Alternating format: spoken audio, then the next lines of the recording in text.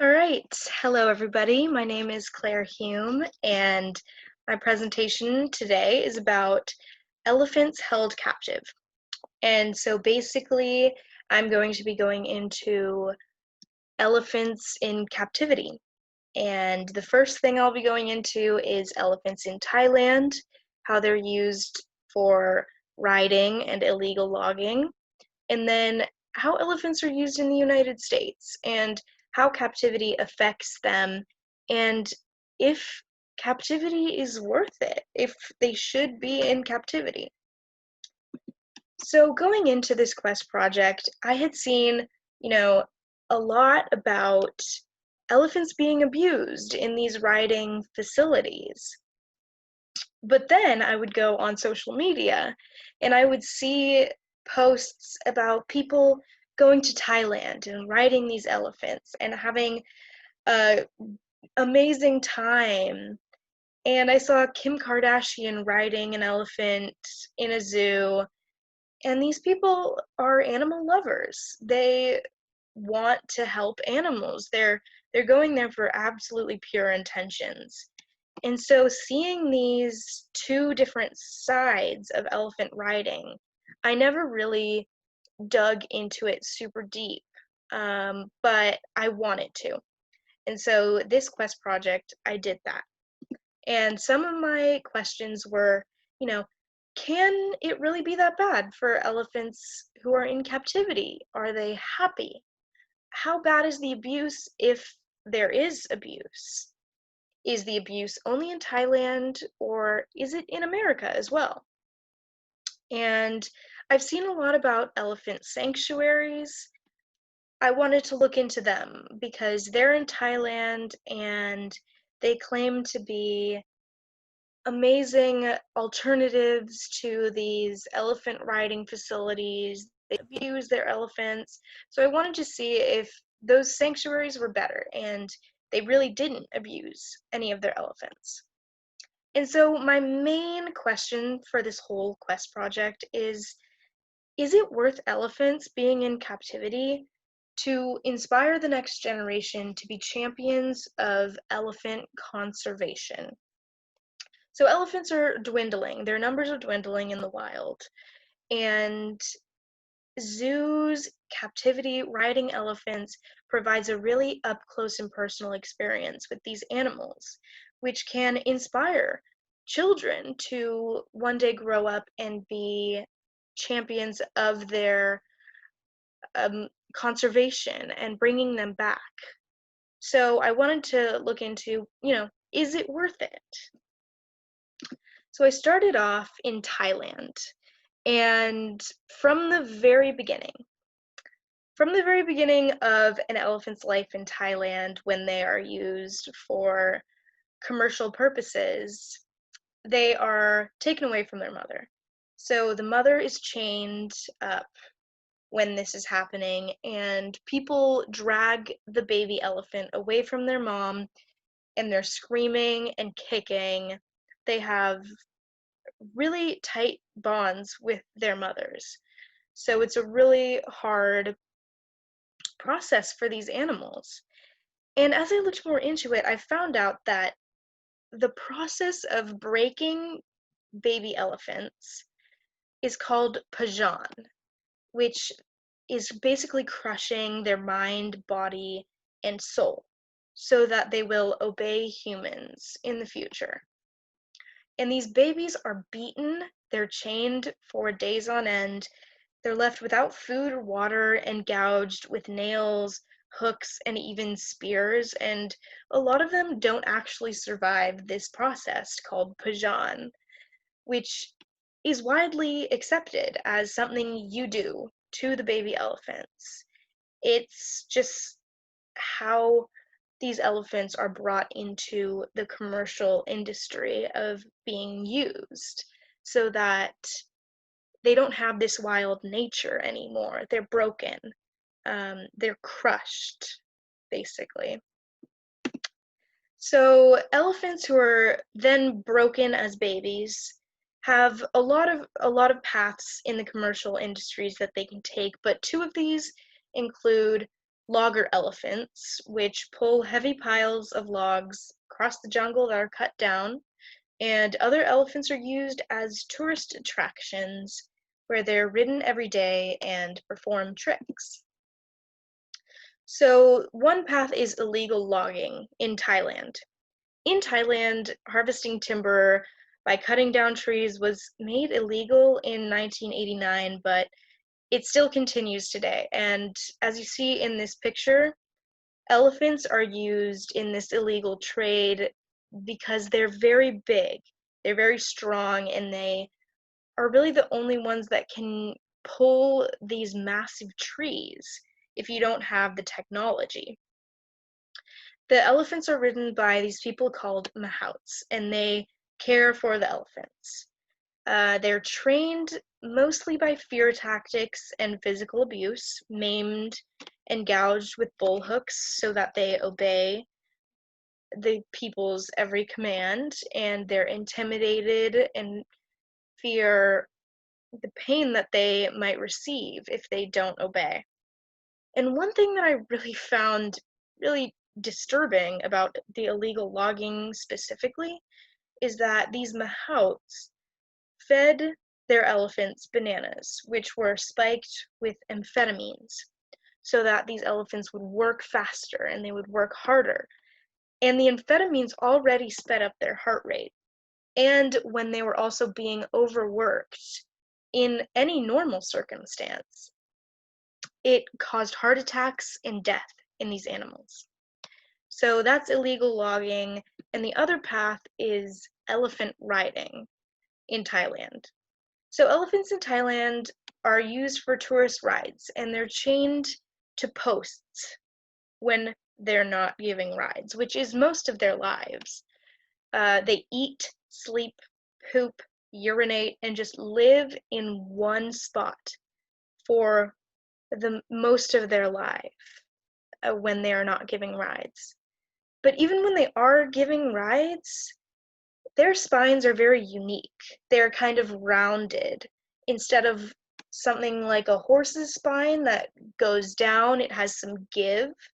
So when people sit on them, it's okay. But elephant spines are not meant to hold the weight of humans. And this causes major spinal issues, major back pain. And not only that, but they're beaten every single day with metal rods, spears, these bull hooks. And they're usually denied food or water for monetary saving. They are worked to absolute exhaustion, and they develop sores, blisters, and swollen feet because elephants have very sensitive soles of their feet. And then I looked into these more humane options, which there's places in Thailand that claim to be elephant sanctuaries where elephants don't give rides to tourists and they're not placed under any restrictions. And people can go here as a humane alternative to these elephant riding facilities where they can give elephants baths and watch them in their natural habitat. But as I looked more deeply into these facilities, one of the ethical places was called Elephant Valley or Elephant Eco Valley, where elephants are in good hands. And basically, they just get their elephants from their other business, which is 5 minutes away, which is an elephant riding business for tourists to go and ride their elephants.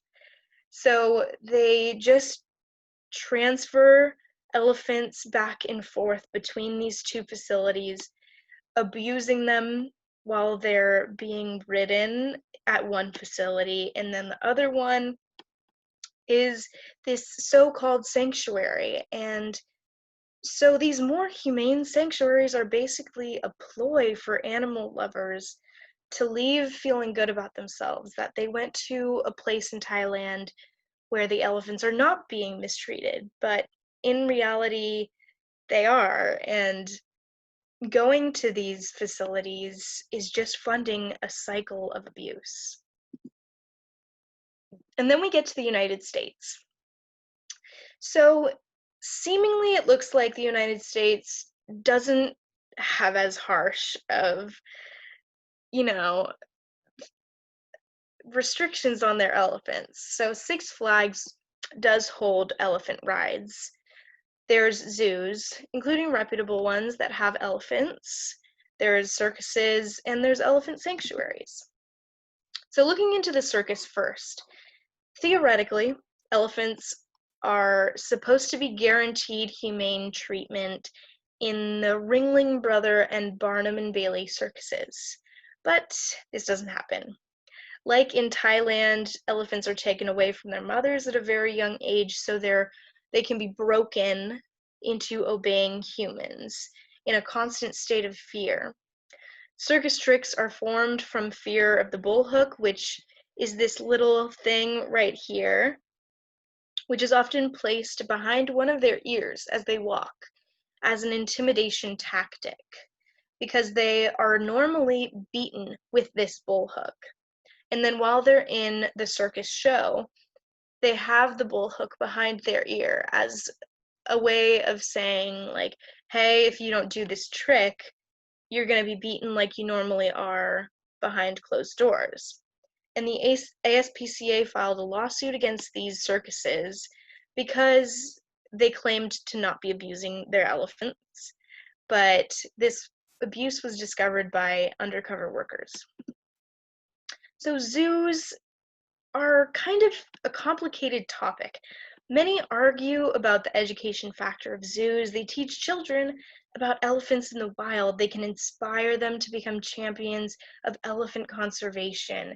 Children can be up close and personal and have a really unique experience with these elephants to form a connection with them and one day be able to help them. But the question is it worth the toll it takes on elephants? And can we, as human beings, make a moral decision to sacrifice a few elephants for the good of many? And elephants in zoos will have many mental and physical issues from their stay there. So, the main thing I learned when looking into it is that abuse does happen to elephants in zoos. Even the San Diego Zoo and the San Francisco Zoo have both been accused of abuse of their elephants. A former employee in charge of the elephants admitted that people trained their elephants at night and they used bullhooks. It was kind of a thing they all did in secret, but they all knew it was happening. Elephants are forced to breed, and once their babies are born, they're torn from their mothers and traded to other zoos around the country. And elephants in zoos a lot of times develop mental illnesses. Elephants are very unique, intelligent animals. They feel really deep emotions. They feel pain, sorrow. They mourn the loss of their loved ones. And when their babies are taken away from them, they can mourn for months.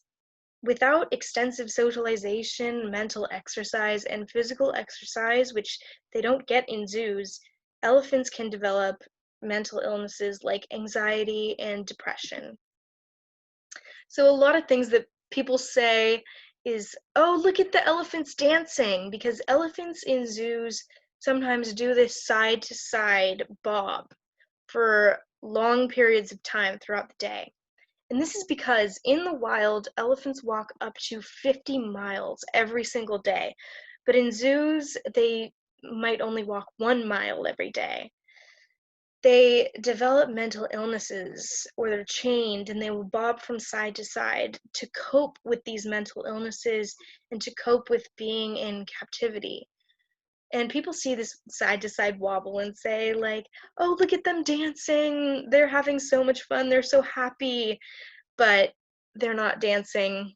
They're trying to cope with their mental illness. And family for elephants is super important. They have extremely deep relationships with families. Females will live in groups of females their whole entire lives. When a family member dies, it devastates their group and they mourn the loss of their family. And babies are taken care of by all the females in the group. In zoos, there are little to no family ties within their enclosure, and they need the feeling of love and connection just like humans, which they're deprived of in zoos. And then finally, health repercussions. Because elephants in the wild walk up to 50 miles every day and captive elephants cannot, they're prone to extensive foot injuries and problems. Standing still and standing on hard surfaces, concrete surfaces that are often in zoos in their enclosures, causes major arthritis and foot infections. Foot infections and arthritis are extremely hard to treat in elephants and usually cause them to be euthanized. So, in conclusion, is it worth it to have elephants in captivity?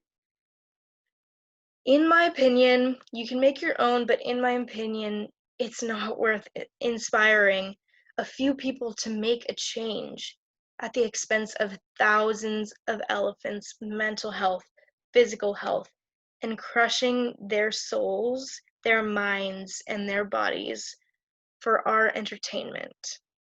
So at the beginning of this quest project, I really didn't know what my conclusion was going to be. I didn't know whether it was as bad as some people said it was, but through my research, through all of the sources I've looked at, it is even worse than I ever thought.